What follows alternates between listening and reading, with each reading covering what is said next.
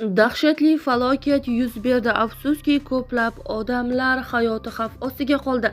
Assalomu alaykum. Tezkor hamda muhim yangiliklarni o'tkazib yubormaslik uchun like hamda podpisatsiya tugmachalarini bosib qoldirishni unutmang. 25-iyul kuni Turkiyaning Qirqqala viloyatida avtobus ag'darilib ketishi oqibatida 40 kishi jarohatlandi. Bu haqda Cumhuriyet xabar berdi. Avtobusda 42 kishi, jumladan kompaniyaning 3 nafar xodimi bo'lgan. Yo'l transport hodisasi oqibatida 40 kishi jarohat oldi, deyiladi xabarda. Gazetaning ma'lumotlariga ko'ra, yo'l transport hodisasi tunda Qirqqal'a Samsun avtoyo'lining Kimeski mahallasi hududida sodir bo'lgan. Avtobus haydovchisi hozircha aniqlanmagan sabablarga ko'ra boshqaruvni yo'qotgan. Shundan so'ng transport vositasi yo'ldan chiqib ketib ag'darilgan.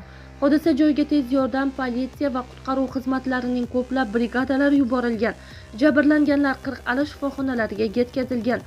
Halokat sabablari aniqlanmoqda. Dastlabki ma'lumotlarga ko'ra, jabrlanganlar orasida xorij fuqarolari yo'q, deyilgan xabarda.